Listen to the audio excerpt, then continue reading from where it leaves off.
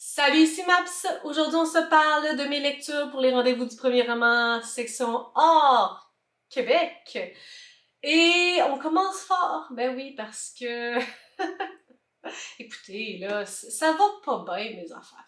J'ai commencé avec le livre Le Mage du Kremlin de Giuliano da Empoli. Et c'est un ouvrage historique avec Poutine en Russie. Euh, on est en plein cœur du pouvoir russe. Puis on suit cette réalité-là. Et moi, ces ouvrages-là, c'est un peu hit or miss, dans le sens que j'aime les romans historiques, mais j'ai pas une énorme culture et j'ai surtout pas une grande mémoire. Donc, il faut que les livres me situent à un endroit, me donnent du contexte. On peut pas prendre pour acquis que je sais ces choses-là parce que si on fait juste me domper dans un contexte culturel, historique, j'ai très peu de choses qui peuvent m'aider à comprendre l'histoire. Et c'est effectivement ça qui s'est passé. Je veux dire, la Russie, j'en connais rien. Poutine non plus, puis tout autour de lui, la structure, la hiérarchie, la politique et tout ça. Donc, j'ai commencé le livre, puis j'avais pas beaucoup d'intérêt, j'avais pas beaucoup de liens, d'informations, d'éléments qui me permettaient de comprendre ce qui se passait. Puis je me suis dit, j'avais lu comme peut-être 5-6 chapitres. Ça se lisait quand même, c'est ça, j'étais rendue au chapitre 6, page 63. Ça se lisait quand même pas si mal que ça. Mais ça me tentait pas, tu sais, j'étais comme, bon, je vais lire autre chose. Et en croisant une des personnes du club de lecture, là, j'y ai dit que j'étais dans ce livre-là, puis que je galérais un peu, puis elle m'a dit « Oh mon Dieu, oui, je comprends. » Tu sais, je l'ai lu, puis moi, j'ai du plaisir, mais je comprends que comme c'est vraiment pas ton genre, lorsque je l'ai lu, je me suis dit « Ça te plaira pas. » Puis on dirait que lorsqu'elle m'a dit ça, ça m'a déculpabilisé, puis je me suis dit « Ça me plaira pas. Les gens le savent qu'un livre comme ça peut pas me plaire. » Ça a une forte teneur historique, mais pas beaucoup de contexte, pas beaucoup d'informations, ça nous soutient pas, ça m'aide pas à comprendre nécessairement le contexte si j'ai pas d'autres informations préalables. Il faut que tu embarques dans un livre-là avec certaines connaissances, puis elle me disait qu'elle avait lu 2 autres livres qui étaient à peu près dans les mêmes années, puis dans le même endroit. Donc là, j'étais comme, bon, ben parfait, je ne terminerai pas ce livre-là.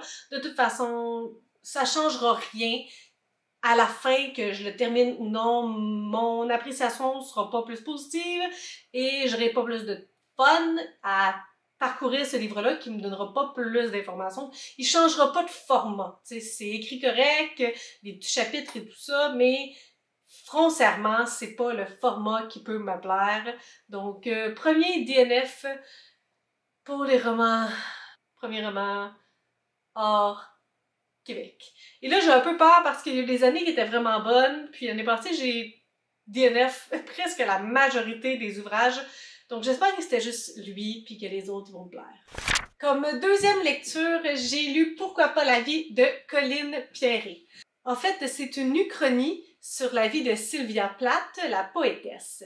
En fait, c'est une fiction.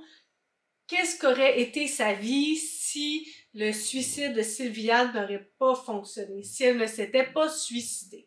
Donc, elle s'est effectivement suicidée en 1963, mais cet ouvrage-là modifie la réalité, puis lui crée une vie après ça. C'est séparé en 3 sections, donc 3 saisons, l'hiver, le moment où elle s'est suicidée, le printemps et par la suite l'été. C'est un livre qui peut sembler original de par cette uchronie-là, mais d'un autre côté, c'est quand même un ouvrage qui parle de troubles de santé mentale, de suicide et de comment on sort de tout ça.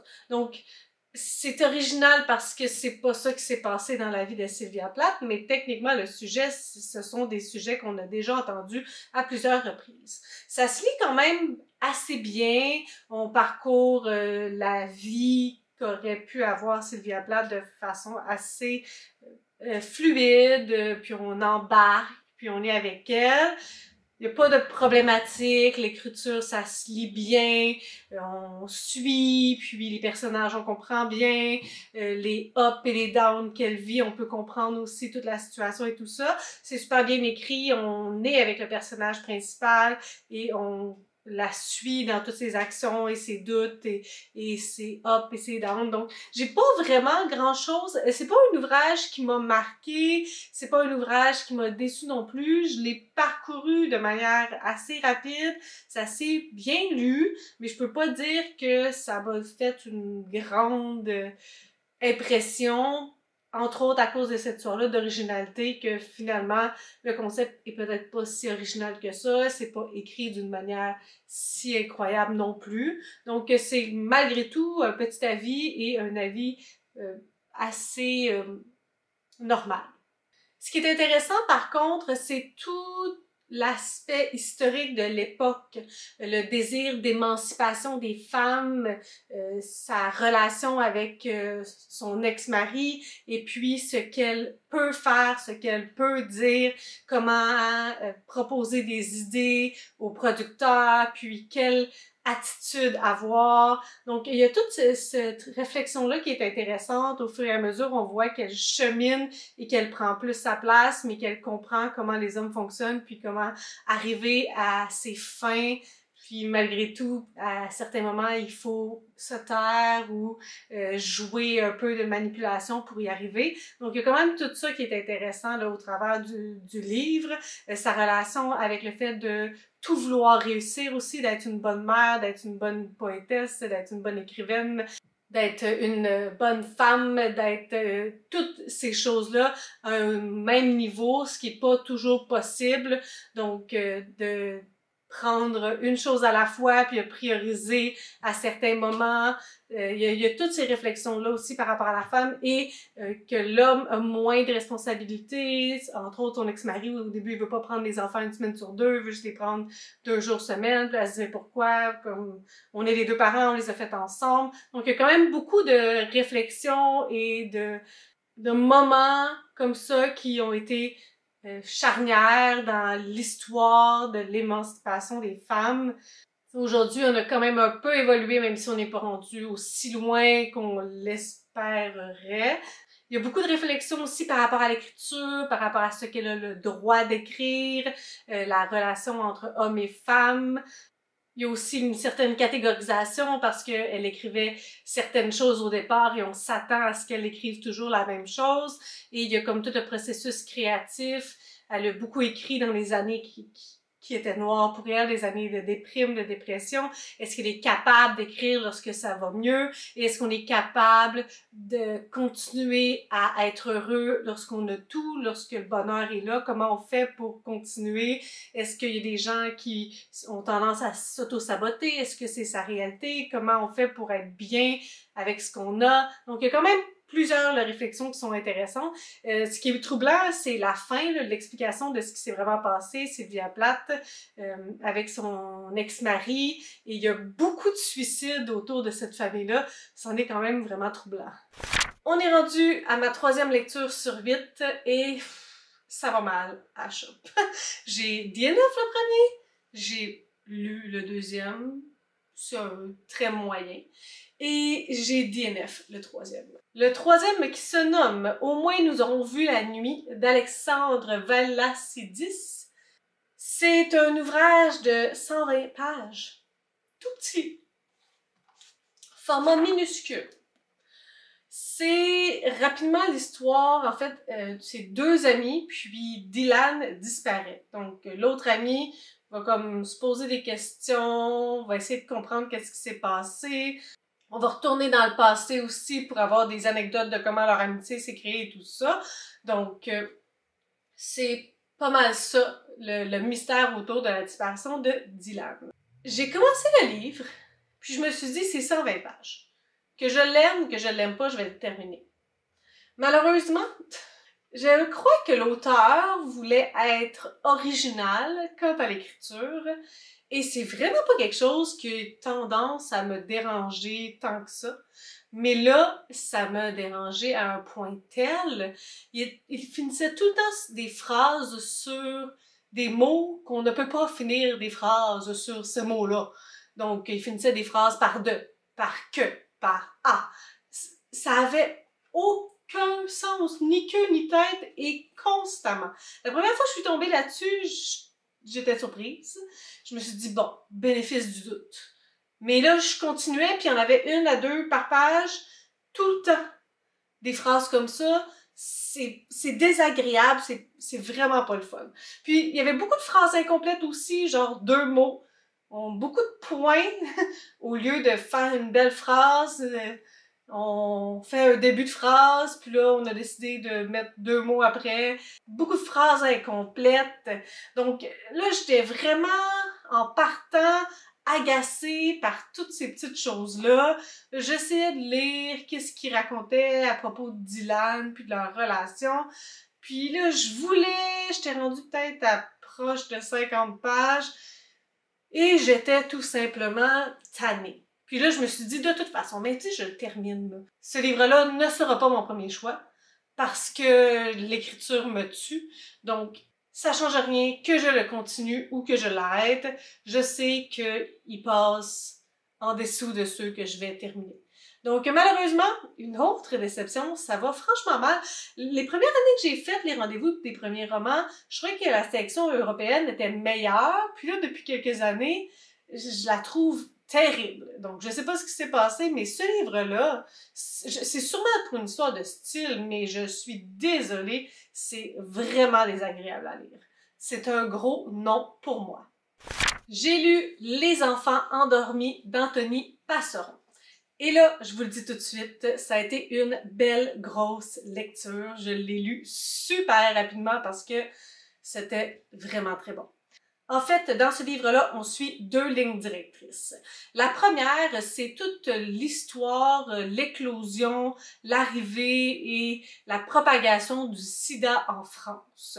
Donc, on va suivre des chercheurs qui vont se rendre compte que le sida, ben là, ça ne sera pas appelé comme ça parce que c'est pas connu encore, donc on est autour des années 1980. Ils vont remarquer des cas, ils vont faire des liens, ils vont voir c'est qui les gens qui sont le plus affectés et tout ça. Ils vont essayer d'avoir des brevets pour faire des recherches, pour faire des traitements. Donc, la première ligne directrice, c'est très scientifique, tout autour du sida, de son arrivée en France.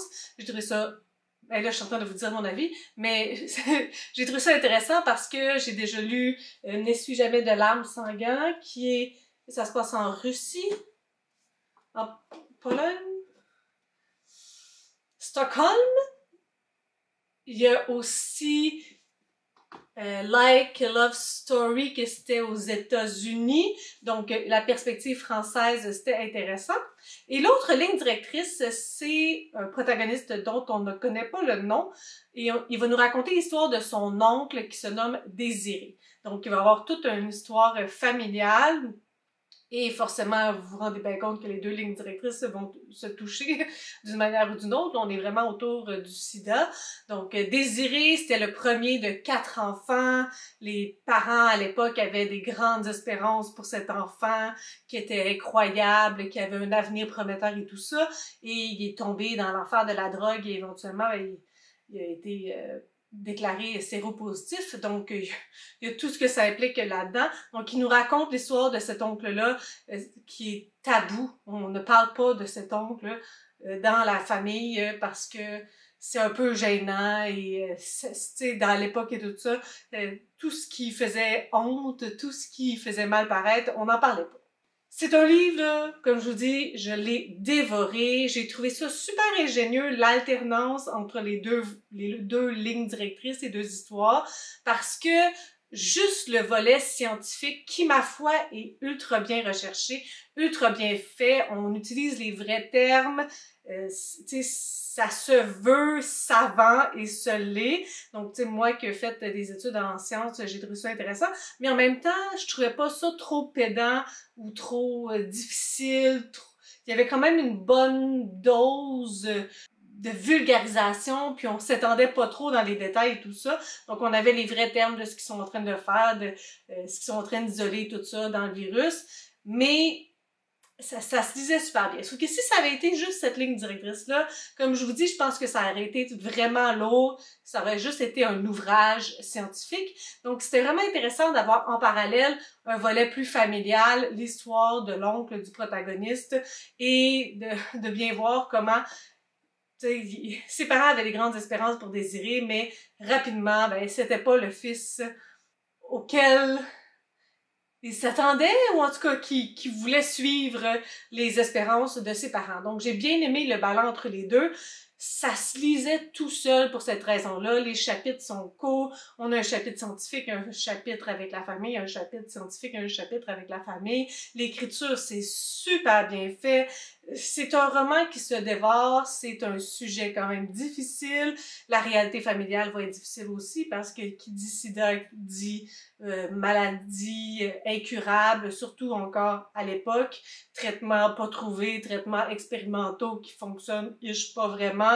Donc, c'est vraiment le premier de tout ce que j'ai lu, mais c'est sûr qu'il n'y a pas beaucoup de compétition, mais je pense qu'il va être quand même dur à détrôner. Je mets définitivement Les enfants endormis en premier et pourquoi pas La vie en deuxième de facto parce que j'ai DNF le troisième. Mais par la suite, j'ai lu En salle de Claire Baglin. En salle, c'est un ouvrage qui n'a pas de chapitre, mais qui est séparé par paragraphes. Donc, à chaque fois qu'on a des paragraphes différents, on est dans une ligne directrice différente. On suit encore une fois une protagoniste qui n'a pas de nom. La première ligne directrice, c'est le fait qu'elle commence à travailler dans un fast-food. Si vous avez lu Le plongeur de Stéphane Larue, ça me faisait un petit peu penser à ça. On la voit commencer au bas de l'échelle, être au driveway, puis éventuellement faire des frites, être en salle, laver des affaires, puis tout ce qui vient avec la cuisine et le fast-food et tout ça. Et dans l'autre ligne directrice, celle-là est un petit peu plus floue, mais on la suit avec sa famille. Donc au début, on l'a comme suivi dans des restaurants avec sa famille lorsqu'elle allait manger, mais éventuellement, on sort un petit peu de ça, puis c'est juste des souvenirs. Donc, je suis pas certaine exactement de ce qu'on voulait faire avec cette autre ligne directrice-là. En salle, c'est un petit roman. Je peux pas vous dire que ça a été vraiment une très grande lecture. J'ai davantage préféré le volet fast-food, restaurant, comme je vous dis, qui me faisait penser au plongeur, mais le plongeur est quand même beaucoup plus atmosphérique et beaucoup plus solide. Mais tu sais, il y avait quand même des similitudes par rapport à ça, puis la ligne directrice était quand même bien tracée. L'autre côté, c'est que je comprends pas trop où est-ce qu'on voulait en venir avec cette histoire familiale-là. Le père, il est comme un peu étrange. On dirait qu'il est pas parlable, la relation avec les parents, certains souvenirs, je sais pas, ça avait comme ni queue ni tête parfois, donc je savais pas trop c'était quoi l'objectif de cette autre ligne-là, puis pourquoi c'était intercalé. C'est ça un petit peu qui me mélangeait, donc ça a pas été pénible à lire, je l'ai terminé, mais j'étais un peu confuse de ce choix-là, de cette deuxième ligne directrice-là. Ça me rajoutait pas grand-chose, donc c'est ça. C'est un livre un peu inégal pour moi, c'est pas de la grande littérature, c'est pas une écriture qui m'a particulièrement renversée ou qui me donnait envie de lire abondamment. Donc, ça fait en sorte que là, j'ai 3 livres que j'ai terminés. C'est sûr que Les enfants endormis, c'est le premier. Mais j'ai bien de la misère à décider qui irait en deuxième. Possiblement, pourquoi pas La vie irait en deuxième, parce que j'ai eu plus de facilité à le lire, puis je pense que j'ai plus compris le concept, même si je trouvais que c'était pas ultra original, puis celui-là, peut-être pour l'exécution et tout ça, je le mettrai en troisième, puis ben mes 2 DNF à la fin. J'ai lu Mon pauvre lapin de César, je sais pas comment dire son nom de famille, je voulais regarder puis j'ai oublié, Morjevich. Je suis désolée, j'en ai aucune idée. Donc, il me restait pas beaucoup de livres à lire pour les rendez-vous du premier roman, mais les derniers qui me restaient à lire, ils étaient difficiles à avoir, la bibliothèque les avait pas, puis tout ça. Puis, j'étais proche d'accoucher, fait que je voulais essayer de lire ceux qui avaient plus de risques de me plaire, et ceux qui avaient moins de risques, je me disais de toute façon, ben, c'est pas grave si je lis pas. Donc celui-là, j'en avais entendu parler. On suit un protagoniste sur le spectre de l'autisme, hyper anxieux et hypocondriaque. Et possiblement homosexuel, mais avec l'époque et tout ça, et où est-ce qu'il habite, il faut lire entre les lignes. Donc, notre protagoniste qui porte le même nom que son auteur, César, sa vie est pas facile considérant tous ces aspects-là. Il passe la majorité de sa vie avec sa grand-mère, avec qui il habite comme en colocation. L'été, il habite dans son château, ben c'est pas un château, mais il habite avec elle à Key West, puis pendant l'année, il habite comme au-dessus de son appartement. Donc, il passe beaucoup de temps avec sa grand-mère. Il y a plein de tantes qui sont célibataires et il a toujours été entouré de femmes. Il a aussi passé sa vie entre chez sa mère et chez son père parce qu'ils se sont séparés rapidement. Et ben, il y a eu des beaux parents des deux côtés. Donc ça, c'est la vie de César. C'est un gars qui avait dès le départ, dès son enfance, des intérêts très marqués et atypiques. Puis à l'époque, ben, c'était pas nécessairement prôné, c'était pas nécessairement valorisé. Donc c'était un enfant très seul à l'école, qui essayait de faire comme les autres, mais c'était, ma foi, très maladroit. Et il savait pas nécessairement qu'est-ce qu'il voulait dans la vie. Il y a personne qui utilisait nécessairement ses forces. Donc, il faisait, tu sais, si les gens disaient on s'en va en Sciences Po, ben lui, il allait en Sciences Po, puis faire des liens avec les gens, avoir des relations et tout ça, c'était quand même pas facile. Donc tout ça cheminé et il est rendu à l'âge adulte, puis il a encore un peu les mêmes difficultés sociales, affectives. Il n'a pas trouvé nécessairement de réponse à tout ça. Il vit une vie d'écriture, il fait pas grand chose d'autre, il a essayé certaines choses, il y a beaucoup de choses qui ont donné beaucoup d'anxiété, il a eu l'impression de mourir à plusieurs moments, donc il a reculé, il a fait faux bond à plusieurs reprises, et c'est ça qu'on va suivre dans cet ouvrage-là. Il se passe pas grand chose, j'ai bien aimé suivre ce protagoniste atypique quand même. L'histoire se lit, ma foi, assez bien, c'est divertissant. Mes collègues du club de lecture disaient qu'ils avaient beaucoup ri. Moi, en tout cas, c'est pas le genre de truc que je trouve nécessairement drôle. J'ai surtout pitié parce qu'on voit qu'il est pas outillé et il y a personne qui est outillé à l'aider. C'est ça qui est le plus triste, je pense, dans un ouvrage comme ça. Je sais pas si c'est autobiographique, mais on pourrait y croire. J'ai trouvé par contre qu'il y avait un petit peu de longueur. Malgré qu'il nous amène bien à différents endroits, puis il nous explique sa vie et tout ça, c'est assez chronologique, même si parfois il prend des petits détours. Ça s'étirait quand même en longueur, puis je pense qu'on a compris au final assez rapidement qu'est-ce qu'allait être ce livre-là. Il n'y a pas de revirement de situation, il n'y a pas de n'importe quoi qui est très surprenant. C'est vraiment suivre sa petite vie qui est malgré tout très linéaire. Mais c'est un roman que j'ai bien aimé. Comparativement aux autres, je pense qu'il irait en deuxième place. Donc c'est sûr qu'il ne dépasse pas Les Enfants endormis. Mais je l'ai préféré à Pourquoi pas la vie. Et j'ai préféré forcément en salle. Donc c'est là que je le mettrai dans mon classement.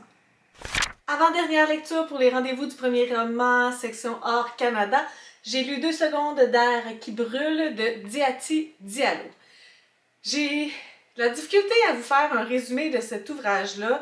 En fait, on va suivre une gang d'amis qui habitent dans un endroit, qui habite, comme ça dit, entre Paname et sa banlieue, un quartier, un parking, une friche, des toits, une dalle. Donc, vraiment reclus de la ville, qui sont vraiment mis de côté, et c'est un quartier difficile, un quartier où il y a beaucoup de violence.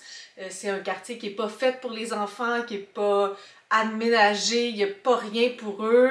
Donc, et il y a beaucoup de violence. Dès qu'il se passe une petite chose, la police elle arrive et elle a aucun gant blanc. Elle est vraiment prête à se battre pour un rien, pour un tout. Elle les arrête tout le temps. Donc, il y a beaucoup de frustration de la part de ces habitants-là. Et aussi, le corps policier est très frustré de manière générale. Donc, il y a tout cet aspect-là qu'on va suivre, cette petite gang-là qui se font oppresser jour après jour, qui vivent des injustices. Et il va se passer un drame et ça va être celui de trop, la goutte qui fait déborder le vase. C'est un ouvrage particulier par son écriture. De un, il y a beaucoup de slang, le jargon utilisé par les gens qui vivent dans ce milieu-là. J'ai l'impression que c'est comme en Europe, là. Ça ne dit pas spécifiquement. Donc, il y a beaucoup de verlan, puis il y a beaucoup de slang, là, des mots qu'on ne connaît pas nécessairement ici au Québec, qui sont insérés dans le texte. Et en plus, tous les dialogues sont insérés directement dans le texte, donc c'est pas des tirets, il n'y a pas une séparation directe, c'est vraiment fluide au travers du livre. Donc c'est deux petits aspects qui peuvent rendre la compréhension pas tout le temps super évidente. En tout cas pour moi, il y a des moments que je comprenais très bien qu'est-ce qui se passait, mais il y a d'autres où j'étais pas tout à fait certaine, et je sais que l'écriture en lien avec ces deux aspects-là, c'est la raison pourquoi c'était plus difficile. Les personnages, il y en a quand même beaucoup. On les distingue pas tout à fait, mais j'ai pas l'impression que c'est eux qui sont importants. Je pense que c'est au-delà des personnages, que c'est vraiment le propos, les propos, qu'on mette le doigt sur voici la situation de certaines personnes, voici comment elles sont traitées, voici où elles habitent, voici ce qu'elles voudraient faire, être, et voici comment on leur répond, la police, la violence qui engendre la violence. Donc j'ai vraiment l'impression que c'est beaucoup plus un livre qui a un propos fort, qui veut pas nécessairement dénoncer, mais montrer au monde que ces gens-là existent et que c'est la réalité qu'ils vivent jour après jour et que c'est pas vivable, que c'est pas correct, qu'il y a personne qui fait rien pour eux. Donc c'est quand même un ouvrage bouleversant par son sujet. Je peux pas dire que ça m'a complètement bouleversé moi. Il y a eu certains petits enjeux qui, s'ils n'étaient pas faits de cette manière-là, pourraient me toucher plus. Donc, je sais pas trop où est-ce que je vais le placer dans ma liste, mais lorsque j'aurai décidé, je vous le dirai. Ou je vous le dirai à la fin de cette vidéo-là, lorsque j'aurai décidé de faire mon top 8, lorsque j'aurai bien mis ça en ordre. Dernière lecture pour les rendez-vous du premier roman, section Hors Canada. Donc, le 8e livre que j'ai eu, c'est La passagère d'Amélie Fonlup. On part en 1960 à l'île du Cap-Vert avec des femmes qui vivent dans l'oppression et la pauvreté. Et c'est un roman qu'on suit la grand-mère, la mère et éventuellement la protagoniste principale. Donc on va suivre ce cycle de pauvreté, ce cycle d'oppression et comment de génération en génération elles essaient de s'en sortir et comment les traumatismes de vie de l'une ont un effet sur la génération d'après. C'est un livre que j'ai beaucoup aimé. Je viens d'accoucher il n'y a pas super longtemps, donc ma concentration n'est pas ultra bonne. Et j'ai pas lu beaucoup de livres de 200 pages et plus. Je vous dirais que j'avais peur, mais ça se lit vraiment super bien, super facilement. C'est accessible, c'est fluide.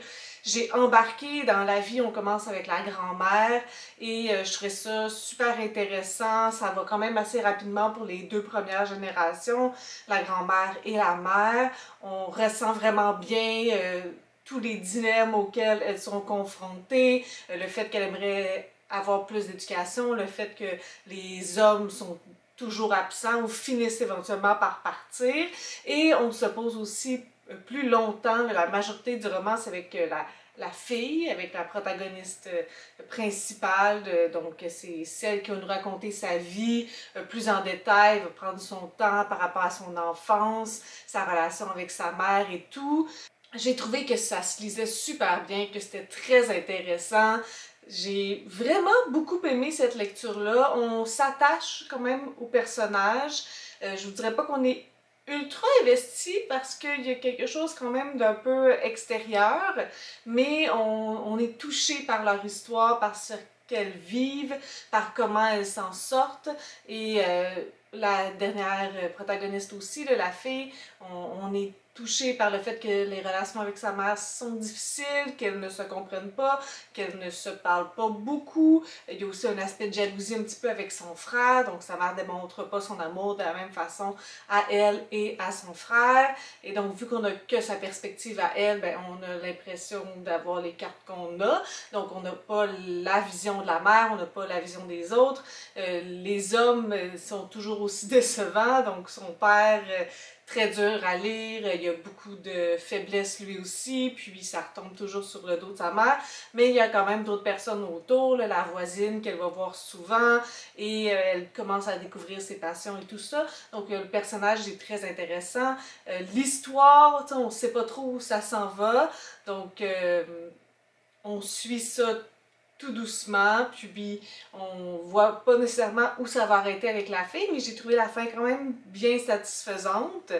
Donc, c'est une histoire que j'ai beaucoup aimée. Ça fait le tour pour toutes les lectures que j'ai lues. Là, il fallait que je les mette en ordre. C'était pas si évident que ça.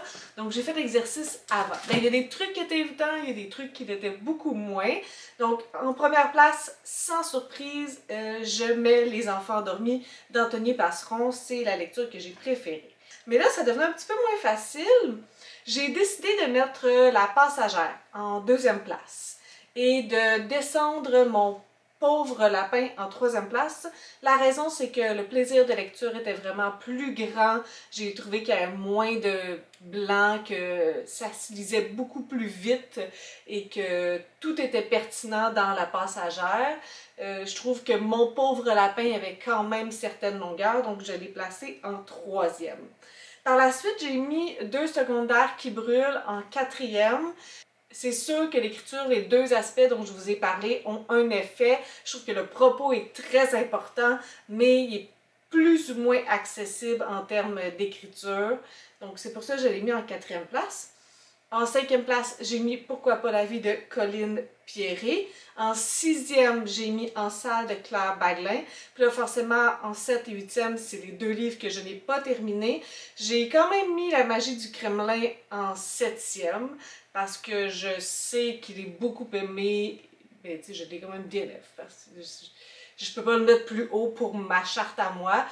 Dans ces ouvrages-là, moi, ce que je leur reproche, c'est de ne pas être accessible à ceux qui ne connaissent pas la réalité de ces livres-là. Donc, tu sais, un livre historique qui est bien fait pour moi, c'est un livre qui permet à tout le monde de comprendre, qui donne des clés, qui met un peu en contexte. S'il faut connaître l'histoire de la Russie au complet avant de pouvoir lire ce livre-là, personnellement, je trouve que ça échappe une grande part du lectorat. Et en 8e place, j'ai mis Au moins nous aurons vu la nuit, livre que je n'ai pas terminé. J'aurais pu, c'était tout petit, mais l'écriture, c'était un gros nom pour moi. Donc, bon, c'est pas une super grosse année, je vous dirais qu'il y a juste le premier, tu sais, La Passagère, c'est bien, mais il y a juste le premier, là, que c'est vraiment un gros coup de cœur. Mais je suis contente cette année d'avoir réussi à tous les lire, parce que l'année passée, ça n'avait pas été le cas. Donc, si vous avez des suggestions, des critiques, des commentaires, n'hésitez pas à le faire en dessous de ma vidéo. Je publie une vidéo le samedi. Si vous avez aimé cette vidéo, n'hésitez pas à mettre un petit pouce, à vous inscrire à ma chaîne. Et sur ce, je vous souhaite de bonnes lectures.